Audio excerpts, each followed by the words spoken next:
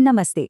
आज हम देश की दो बड़ी खबरों पर नजर डालेंगे, जो हैं तो एक दूसरे से बिल्कुल अलग, पर दोनों ही बहुत जरूरी हैं।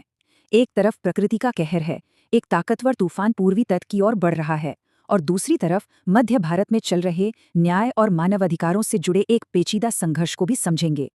तो सबसे पहले बात करेंगे चक्रवात मोंथा की। जानेंगे कि ये कितना ताकतवर है, इसका रास्ता क्या है और लोग इससे बचने के लिए क्या तैयारियां कर रहे हैं। फिर हम चलेंगे इंदौर, जहां एक प्रोटेस्ट से जुड़ा एक बड़ा अरेस्ट हुआ है और इसके पीछे सामाजिक तनाव की एक गहरी कहानी छिपी है। चलिए तो पहली खबर के लिए चलते हैं भारत के पूर्वी तट पर। यहाँ आसमान में एक जबरदस्त चक्रवाती तूफान बन रहा है और जाहिर है इसका असर जमीन पर लोगों की जिंदगी पर पड़ने वाला है। देखिए, ये कोई मामूली तूफान नहीं है। भारत के मौसम विभाग मतलब आईएमडी ने इसे गंभीर चक्रवाती तूफान की कैटेगरी में रखा है। अब ये जानना जरूरी है क्योंकि इसका मतलब होता है बहुत ही ज्यादा तेज विनाशकारी हवाएं और जोरदार बारिश। तो इस तूफान के बारे में कुछ जरूरी बातें जान लेते हैं। इसका नाम है मोंथा। जैसा कि बताया, ये एक गंभीर चक्रवाती तूफान है और उम्मीद है कि ये आज रात आंध्र प्रदेश में काकीनाडा के पास तट से टकराएगा। मतलब साफ है, इस इलाके में बहुत भारी बारिश और तेज हवाओं का सामना करना पड़ेगा। जरा इस रफ्तार का अंदाजा लगाइए, 110 किलोमीटर प्रति घंटा। ये इतनी ज्यादा रफ्तार है कि पेड़ जड़ से उखड़ सकते हैं, बिजली के खंभे गिर सकते हैं और बिल्डिंग्स को भी भारी नुकसान पहुंच सकता है। तो आप समझ सकते हैं कि ये तूफान कितना खतरनाक हो सकता है। और देखिए, इस तूफान का खतरा सिर्फ आंध्र प्रदेश तक ही नहीं है, इसका असर काफी बड़े इलाके पर पड़ने की आशंका है। इसीलिए तमिलनाडु, ओडिशा और पश्चिम बंगाल को मिलाकर कुल 4 राज्यों को हाई अलर्ट पर रखा गया है। इसका सीधा मतलब ये है कि इन सभी राज्यों में इमरजेंसी सर्विसेज पूरी तरह तैयार हैं और प्रशासन हर बुरी से बुरी स्थिति के लिए तैयारी कर रहा है। किसी भी तूफान की ताकत सिर्फ उसकी हवा की रफ्तार से नहीं नापी जाती, बल्कि इस बात से भी कि हम उससे निपटने के लिए कितने तैयार हैं। तो चलिए अब देखते हैं कि इस आने वाले खतरे से निपटने के लिए जमीन पर क्या क्या कोशिशें हो रही हैं। तो सबसे जरूरी काम जो हो रहा है वो है लोगों को बचाने का। प्रशासन बिल्कुल वक्त से रेस लगा रहा है। जो भी तटीय और निचले इलाके हैं वहां से हजारों लोगों को निकालकर सुरक्षित जगहों पर पहुंचाया जा रहा है। सोचिए, हर एक इंसान जिसे सुरक्षित निकाला गया वो एक टलती हुई बड़ी अनहोनी है। अधिकारियों की स्ट्रैटेजी बिल्कुल साफ है, 3 स्टेप्स में।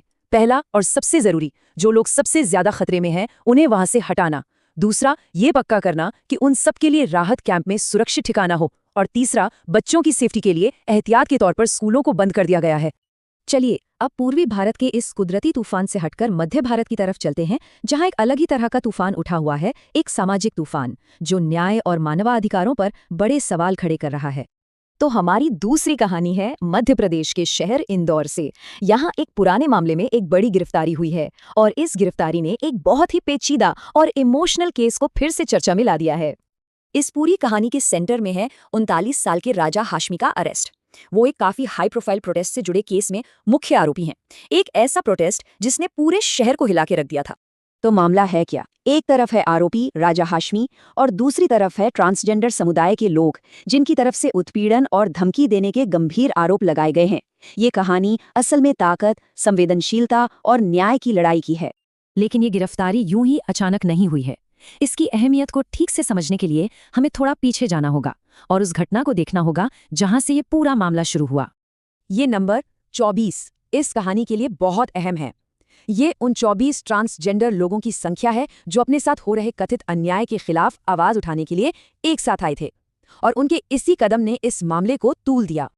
और उनका विरोध करने का तरीका वो वाकई चौंकाने वाला था। रिपोर्ट्स के मुताबिक कथित उत्पीड़न से तंग आकर इन 24 लोगों ने फर्श क्लीनर पीकर अपनी जान देने की कोशिश की। ये कदम दिखाता है कि वो किस हद तक की पीड़ा से गुजर रहे थे। तो आज हमने 2 बिल्कुल अलग तरह के संकट देखे। एक तरफ एक कुदरती आफत जिससे निपटने के लिए बड़े पैमाने पर तैयारी करनी पड़ रही है, और दूसरी तरफ एक गहरा सामाजिक संकट जो इंसाफ और इंसानियत की मांग कर रहा है।